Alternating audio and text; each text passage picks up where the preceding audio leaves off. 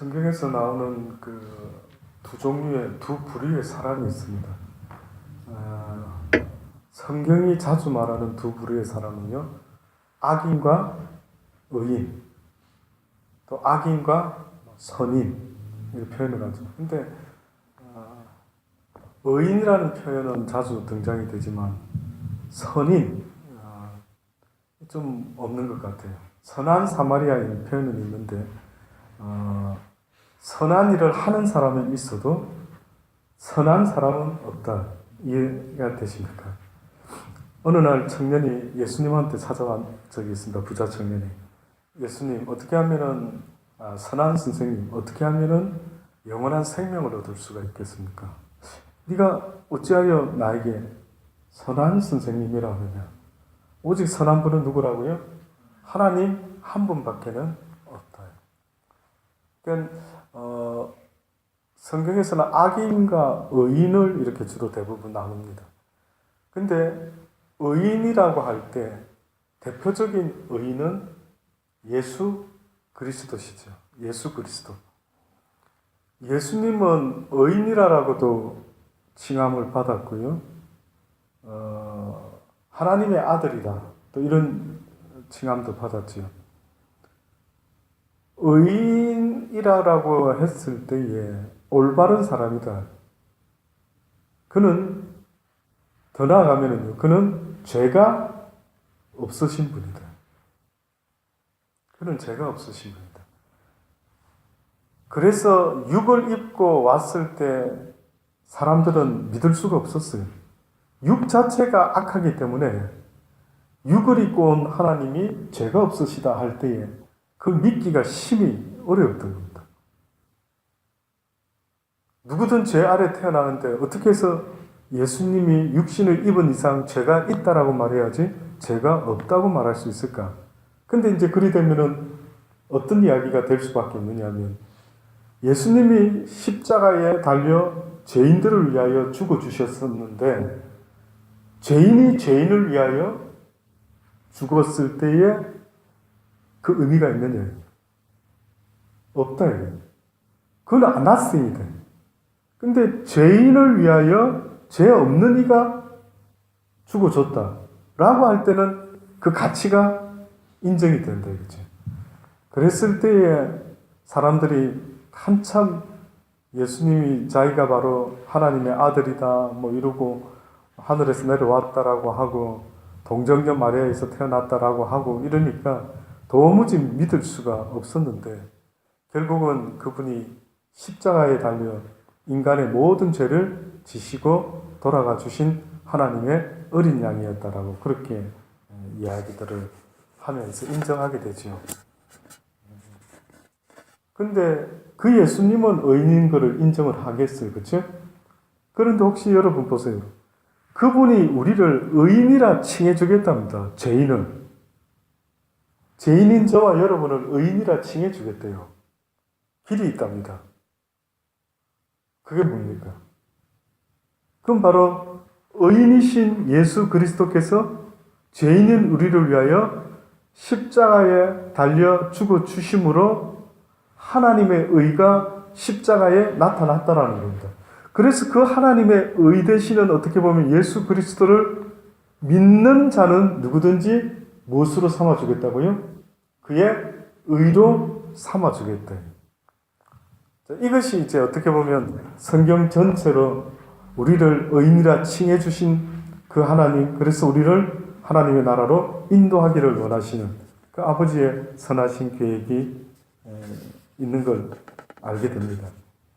근데 오늘 본문에 나오는 제가 왜 의인과 선인 이야기를 하냐면 오늘 이사야 선지자가 하는 의인과 선인을 정확하게 어떤 부류가 의인이고 어떤 부류가 악인이다 하는 것을 이야기하는데 특히 대표적으로 악한 자들의 그 모습을 보여줍니다. 18절부터 보면요. 거짓으로 끈을 삼아서 제약을 끌며 수레줄로 함같이 제약을 끄는 자는 화 있을지라. 그들이 이르기를 그는 그 일을 속속이 이루어 우리로 보게 할 것이며 이스라엘의 거룩한 자는 그 도모를 속히 임하게 하여 우리로 알게 할 것이라 하는도다.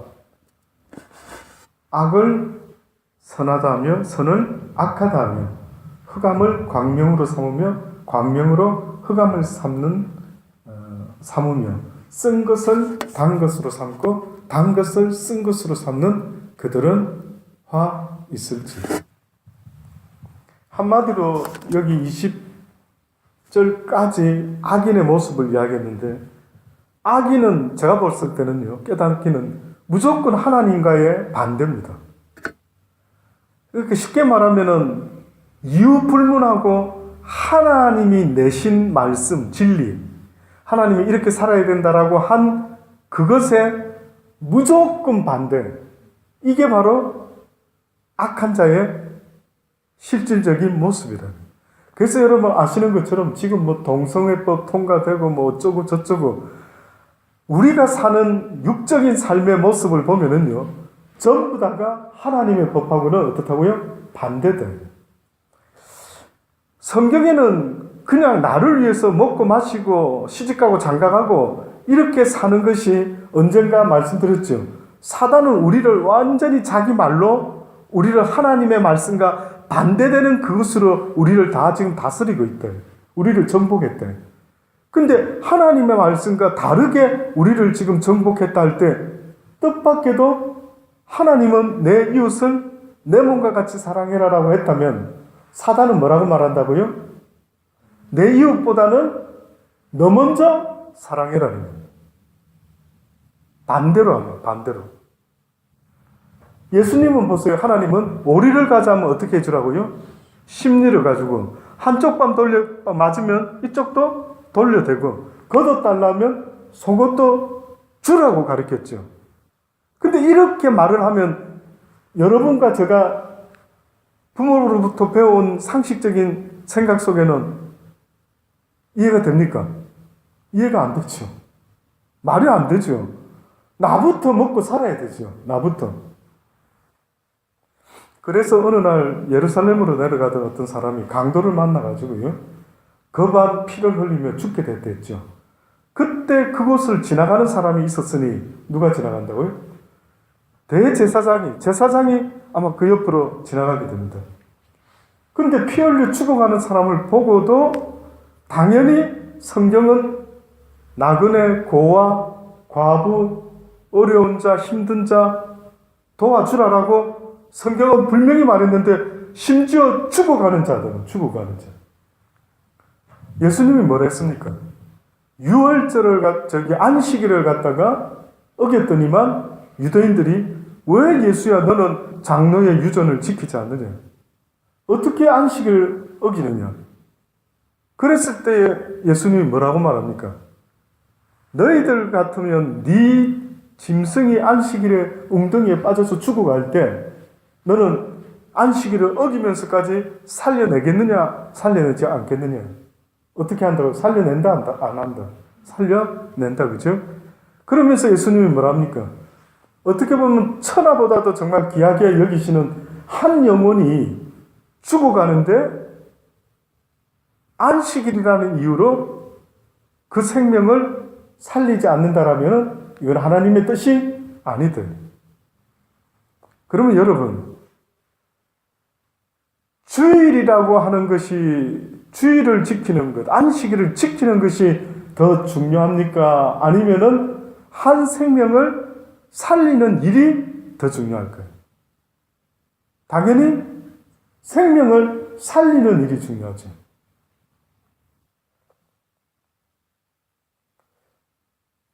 예배를 드리고 주일을 지키는 거 다 좋죠.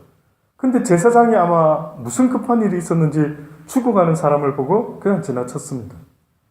또 어떤 서기관이 지나가다가 보고 또 지나쳤습니다. 성경에는 써 있지 않아요. 그 이유를. 혹시 여러분 그 이유가 뭘까요? 하나님이 분명히 어려운 사람이 있으면 도와주라 어째라 했는데 그냥 지나간 이유가 있다면은 그들은 종교 지도자인데 그들이 그냥 지나갈 수 있었다라는 것은 뭔가 타당한 이유가 있었을 건데요. 뭘까요?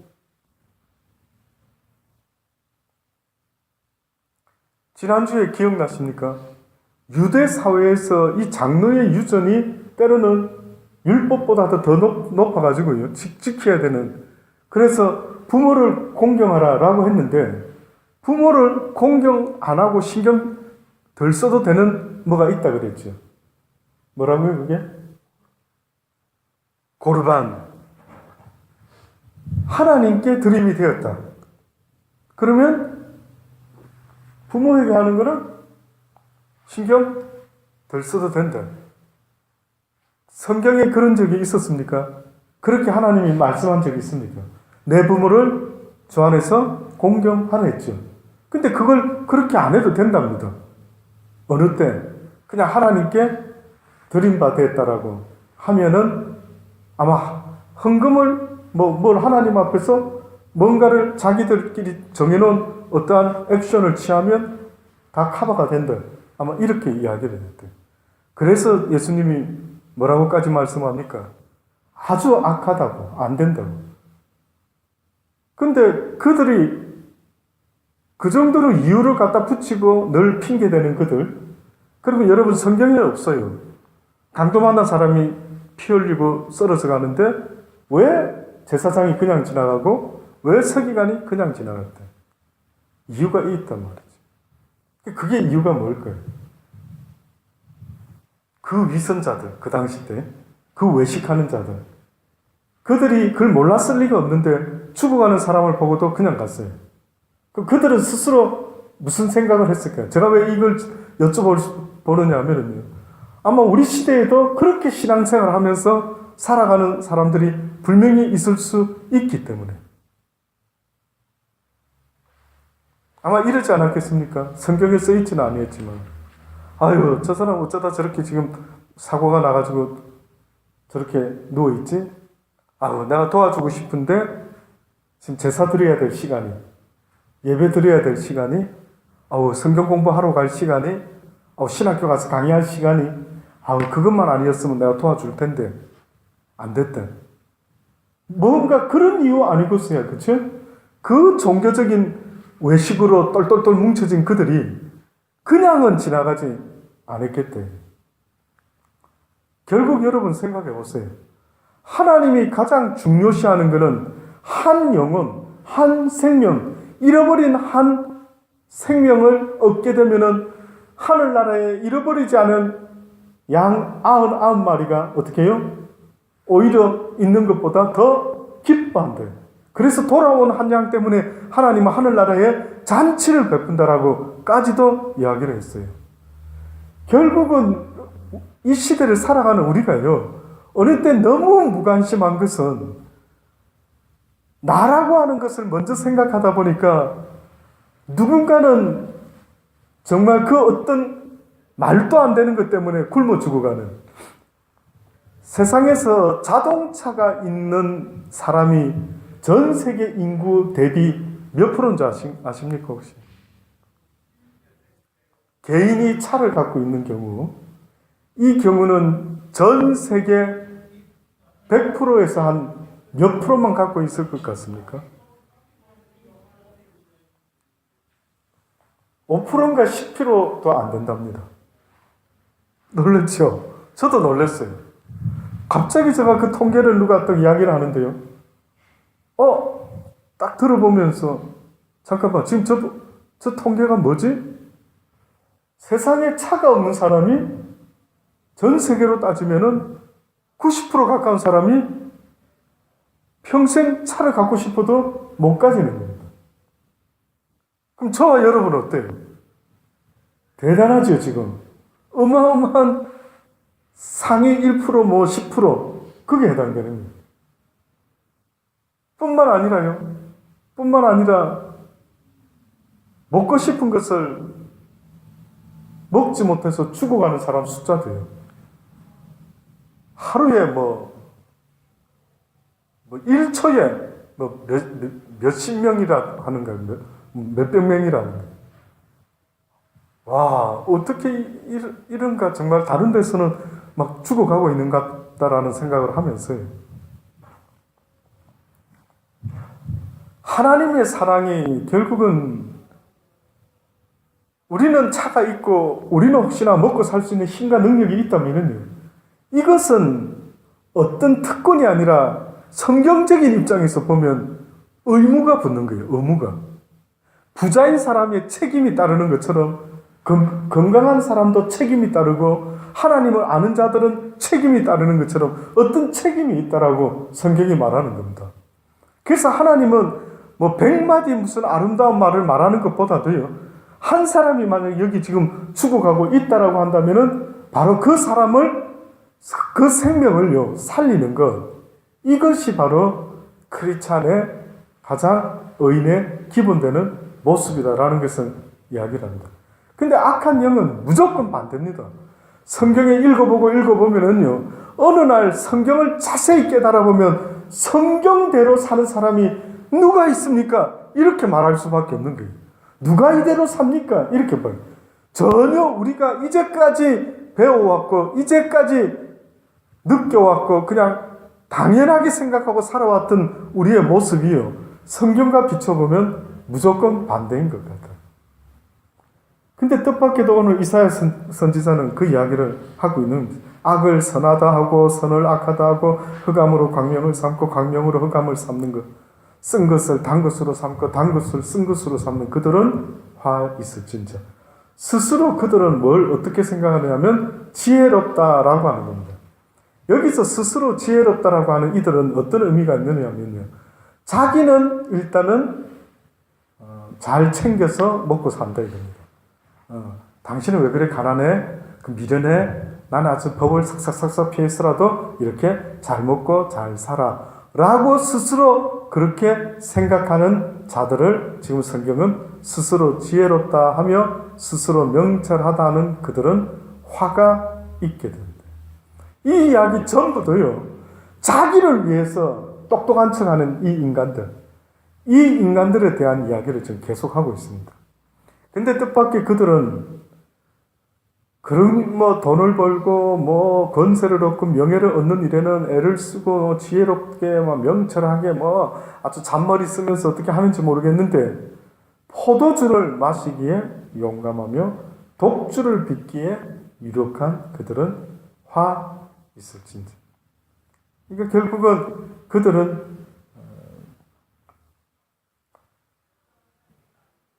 포도주를, 여기 참 표현이 재밌죠. 포도주를 마시는데 그냥 마시면 되지 무슨 용기가 필요합니까? 그러면 여기 이사야 선지자가 왜 갑자기 같은 말을 하다가 악한 자를 이야기하다가 포도주를 마시기에 용감하다 이렇게 했어요. 야, 너 죄 짓는데 용감하네. 와, 너 죄 짓고 하나님 앞에서 두렵지 않아? 용감하네. 이 분위기죠. 그러면 여기서 지금 포도주를 마신다라는 것은 그건 뭡니까? 쉽게 말하면 부자들이 날마다 파티를 하고 거지 나사로가 대문 밖에서 죽어가는 것도 신경 쓰지 않고 있다가 죽어서 하늘나라 갔을 때 있었던 사건처럼요, 뜻밖에도 그들이 다른 사람을 돌아보지 아니하고 자기를 위하여 축배의 자를 드는 그 모습을 보고 이사야는 참으로 용감하다. 야, 겁을 상실했네. 어떻게 네가 그럴 수 있어? 독주를 빚기에 유력한 그들은 화가 있대. 그들은 뇌물로 인하여 악인을 어떻게 한다고요? 어렵다고. 의인에게는 그 을을 빼앗는 자들이 바로 이런 자들입니다. 잠언서 28장 4절에 보면은 율법을 버린 자는 악인을 칭찬하나 율법을 지키는 자는 악인을 어떻게 한다고요? 대적한다라는 그런 말이 있습니다. 그러니 결국 악인들은 무엇을 버린 자냐면 율법을 어떻게 해요? 버린 자들. 바리새인과 서기관들이 사실은 율법을 잘 지킨 자 같아 보입니까? 아니요. 그들은 율법을 버린 자들이에요. 다시 말하면 율법을 자기는 손가락 하나 까딱 안 하고 지키려고 들지 않고 오히려 사람들을 보고는 지켜야 된다, 지켜야 된다, 지켜야 된다 라고 하면서 의무를 강조하면서 과부의 두렙돈까지, 과부의 가산까지도 다 집어삼키는 자들. 그들은 율법을 준행한 자들이 아니었습니다. 율법을 버린 자들이었다. 잠언서 17장에도 15절로 보면 악인은 어렵다 하며 의인을 악하다 하는 이 두 자는 다 여호와의 미워하심을 얻는다. 자, 어떤 이는 악인을 어렵다라고 하고 의인을 악하다라고 말합니다. 왜 그럴까요? 이유가 뭘까요? 왜 하나님은 이 둘을 다 미워하신다? 첫째, 악인을 어렵다라고 말할 때는 그 악인을 그 사람은 분명히 악인인 것을 알 수도 있는데도 그 사람은 어렵다라고 사람들한테 말을 합니다. 그 이유가 있을까요? 없을까요? 이유가 있겠죠. 대한민국 진경준 검사장입니까? 요즘 뉴스에 보셨습니까? 옛날에 막 특검 해가지고 막 비리 수사 해가지고 막 많은 아주 사람들을 감옥에도 보내고 진경준 검사라는 사람이 현직에 지금 있는데 이 사람이 현직 검사로서 처음으로 구속이 됐습니다. 대한민국 헌법사상. 그러니까 맥시온 어떤 회장과 동기인데 어떻게 쉽게 말해서 부정과 부패를 척결하고 나라의 모든 도덕을 바로잡는 그 검사장이요. 자기가 그 일을 했던 거예요.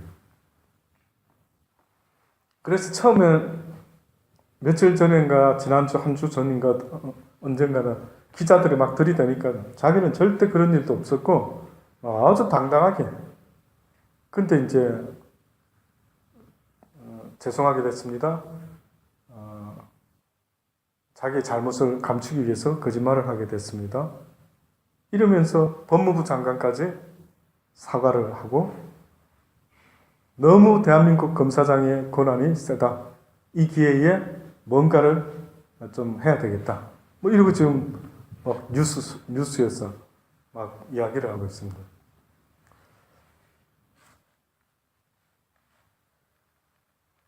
옳음을, 법을 바로 세우는 그 사람이 그 법을 몰랐던 게 아니고 어떻게 보면은 자기의 유익을 구하기 위해서, 그렇죠? 그러니까 결국은 가만히 보면요, 제가 그 사람은 그 돈, 그 엄청난 돈 이렇게 해서 안 해도 아마 보통 사람보다는 먹고 살아가는 데는 조금도 지장이 없는 사람 같아요. 평생 존경받고 정말 멋지게 인생 살다가 마무리할 수 있죠. 그런데 그 사람이 그렇게 했다라고 할 때에 이 생각이 드는 겁니다. 사람에게는 복된 사람이라고 우리가 말할 때 복은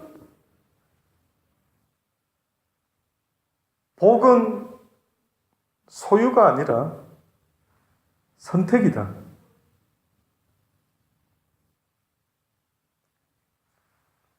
오늘 크리스찬 신문에 원고를 보내면서 그걸 한번 생각을 해봤더랬습니다. 왜 악인들이 되지? 왜 자꾸 분명히 그러면 안 되는데 왜 그렇게 되지? 이걸 생각하면서요.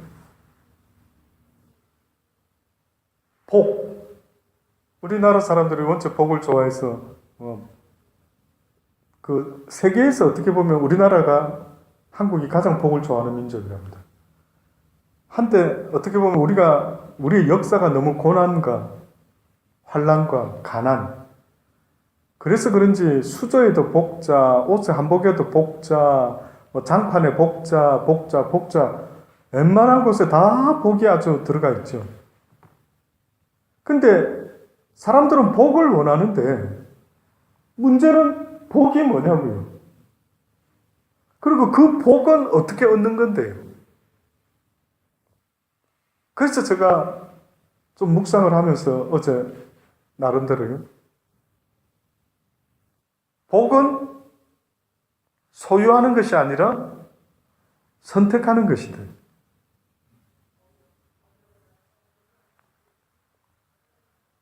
왜 제가 그 생각이 들어왔냐면, 분명히 성경에서는 심령이 가난한 자가 오히려 복이 있다라고 했어요. 우리는 가난은 복일 수가 없고 뭔가를 많이 가져야 된다라고 생각하고 있지만은, 그러나 뜻밖에도 가지고자 하는 그 마음에는요, 욕심이라는 것이 들어오게 되더라고요. 욕심. 욕심이라는 한자어는 이 마음의 소욕을 말합니다. 마음의 소욕. 이걸 또다시 말하면은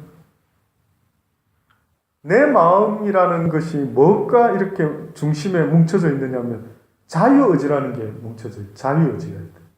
내 마음 중심에 자유의지라고 하는, 내 자유의지가 무엇을 선택하느냐에 따라서 그것이 곧 내 마음의 상태가 될 수가 있대. 그래서 내 자유의지가 욕심을 선택할 수도 있다 이거예요. 욕심.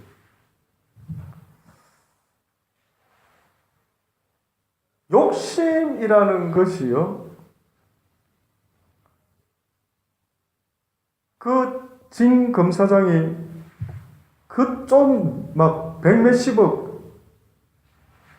그거 자기가 안 가져도 아마 먹고 사는 데는 지장이 없었을 텐데, 백몇십억이라고 하는 것이 딱 미op해 때 이 사람이 백몇십억을 꿀꺽하기 위해서 욕심을 냈어요. 들킬 줄은 몰랐죠. 꼭 미끼같이, 그렇죠? 아담과 하와도요, 하와가 처음에 선악과를 따먹지 않으려고 질색을 했는데 사단이가 뭐라고 유혹합니까? 선악과를 따먹으면 어떻게 된다고요? 하나님과 같이 눈이 밝아져서 하나님처럼 될 수가 있대. 그러면은 상식적으로는 내가 하나님이 아닌데 어떻게 내가 하나님이 될 수 있어? 나는 그런 생각을 선택하지 않을래 하고 거부했었어야 되죠. 어떤 면에서요. 근데 그 사단이라는 영물이, 악한 영이 말도 안 되는 걸 가지고 와서 우리로 하여금 무엇을 발생을 일으켰냐면 욕심이라는 걸 일으켰어요. 욕심. 놀랍죠? 욕심을 일으켰습니다. 그래서 그런 소리를 안 들었으면 그런 비상식적인 선택을 안 할 터인데 저질렀어요. 누가 저보고, 아버지가 만약에 아들인데 누가 와서 저보고 당신은 언제까지 아들로만 살겠어요? 당신이 아버지 내쫓고 아버지 하세요. 그럼 우리는 이렇게 말하죠. 상식 밖이다. 말도 안 된다. 어떻게 그럴 수 있어? 못해. 근데 만약에 누군가가 120억이 생겨요. 엄청난 베네핏이, 좋은 게 무슨 일이 생겨요. 라고 어떠한 이야기를 해줬을 때 그것에 대한 욕심이 잉태가 되면 그 일을 저지른다. 그러니까 결국은 죄라는 것보다도 더 무서운 게 있다면 뭘까요? 인간의 욕심이다. 바울은 자족하는 걸 선택했대요. 자족을. 바울은 하나님을 알고 나서부터 바로 변화가 일어난 사상, 생각, 그게 바로 자족이었답니다. 참 쉬운 말 같으면서도 좀 어려울 수 있는데요. 하나님을 알고 나니까 자족하는 마음이 생겼어요.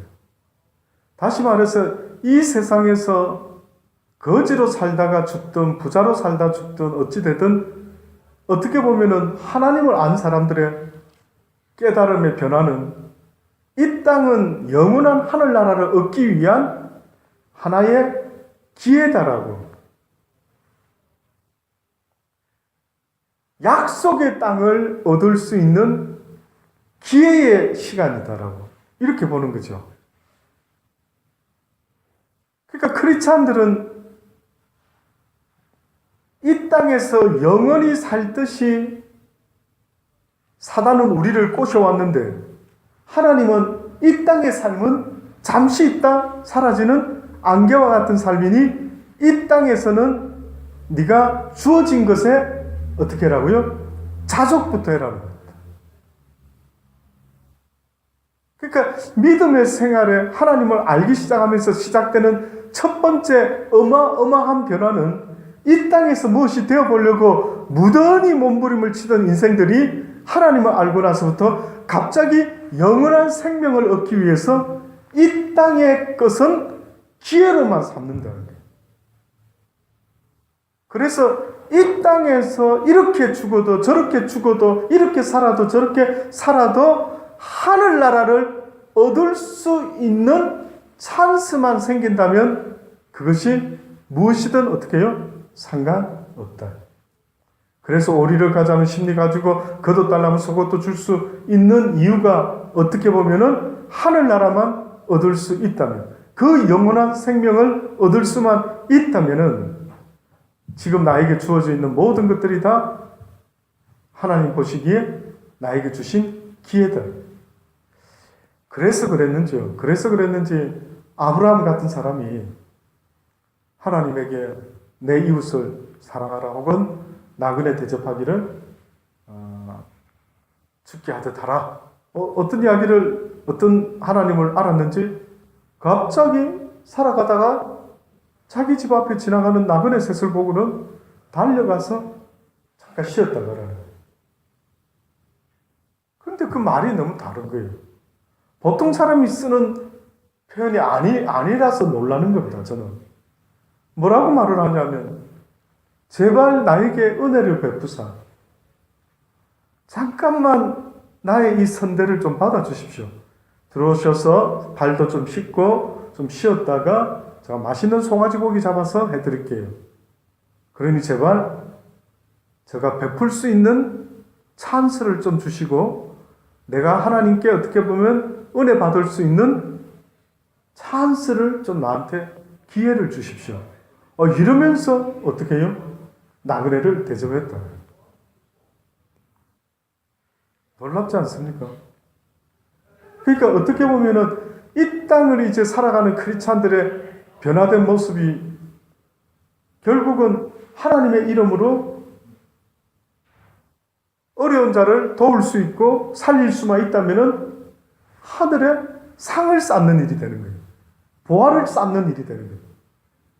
영생을 얻는, 그래서 그 나라에 갔을 때 영원히 잊혀지지 않는 상급으로 다가올 수 있는 그 보화를 하늘나라에 쌓을 수 있다라는 그런 생각에 이 땅에서 어떤 기회만 틈틈이 노리고 있느냐면 내가 사람들을 어떻게 도울 수 있는가 하는 것, 이것이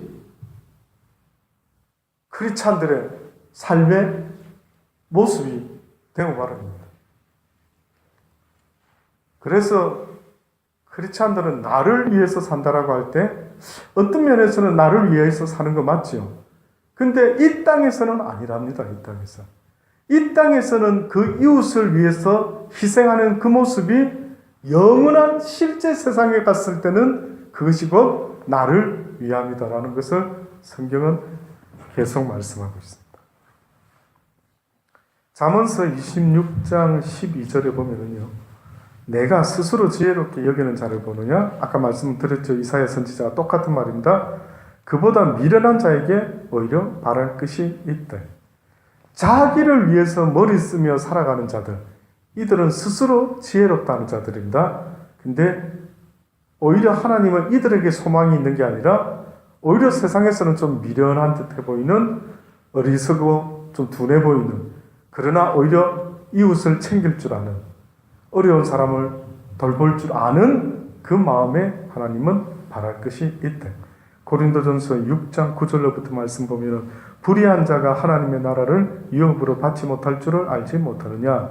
미혹을 받지 말라. 음란한 자나 우상숭배하는 자나 간음하는 자나 탐색하는 자나 남색하는 자나 도적이나 탐남하는 자나 술 취하는 자나 구욕하는 자나 토색하는 자들은 하나님의 나라를 유업으로 받지 못할 것이다. 결국은 이 어렵지 못한 악한 자들, 자기를 위해서 살아가는 자들, 그래서 어려운 걸 어렵지 않다 말하고 악한 것을 악하다고 말하지 않고 하여튼 나하고 관계가 있고 나하고 어떤 유익이 나에게 주어진다 한다면 어떤 것도 다 바꾸는 그들. 어떻게 보면 이 세상은 그들에 의해서 움직이죠.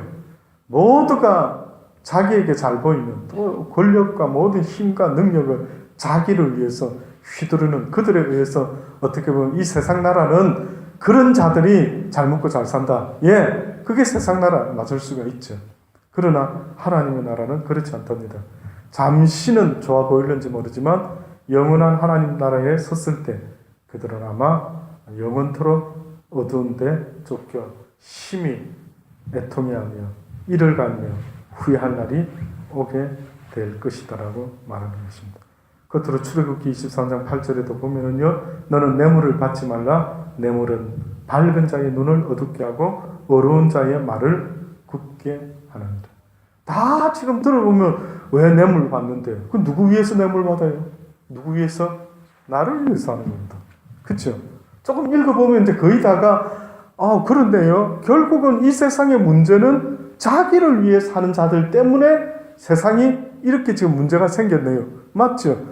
그래서 사단은 어떻게 보면 정말로 우리는 그동안 속아서 살아왔는데 주님은 내 이웃을 내 몸과 같이 가난한 자들의 친구, 죄인들의 친구, 그들을 과부와 고아와 세상에서 가장 약자들의 친구가 너도 되어줘라라고 계속 말씀하는데 악한 사단은 뭐라고 말한다고요? 너부터 먹고 살아라. 그래서 네가 가난하지 않을 수만 있다면은 와 럭키다 이러면서 좋아하고 기뻐하고 가난한 자를 무시하고 멸시하면서 살아가는 그들에게 화 있다라는 겁니다. 아무쪼록 우리는요, 하나님의 말씀처럼 하늘나라에 상급을 쌓을 수 있는 그 찬스가, 기회가 주어진다라는 그 생각 속에서요, 이 땅에서 살아가는 삶은 영원한 하나님의 나라에 상급을 쌓고 그 기업을 얻을 수 있는 기회의 시간이다. 이 땅에서는 기회의 시간을 가지고 살아가는 땅이지만 언젠가는 그 기회를 통해서 영원한 하나님의 나라를 얻게 되는 날. 아마 그때쯤 되면은 수많은 사람이 깜짝 놀라지 않을까 싶습니다. 아마 다윗이 했던 말이 그것 같아요. 언젠가 원수의 목전에서 내게 상을 베푸실 그 하나님을 그는 기대하면서요. 아굴골짝 빈들으라 할지라도 그는 선하신 하나님의 인도하심을 바라고 여호와는 나의 목자시니 내게 부족함이 없다라고 그렇게 말할 수가 있지 않았는가 하는 생각이 듭니다. 기도하시겠습니다. 하나님 그렇습니다. 오랫동안 속았던 것 같습니다. 나 먼저 살아야 된다고 누가 그렇게 가르쳐 줬는지 아주 당연하게 상식적으로 다른 사람이 어떻게 되든지 나는 저렇게 되지 않았으니 다행이다. 아이고 우리 아이들은 안전하다. 우리 가정은 우리 부모 형제는 그러면 됐지. 이렇게 상식적으로 생각하면서 살아왔던 것 같습니다. 아버지, 사단에게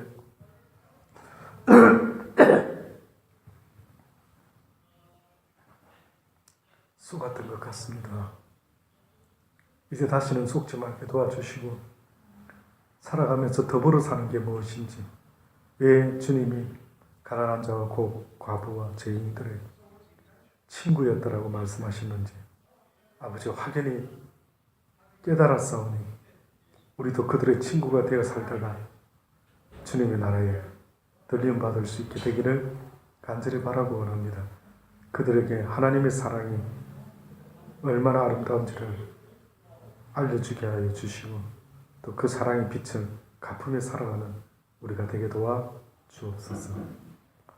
감사합니다. 예수님의 이름으로 기도합니다. 아멘.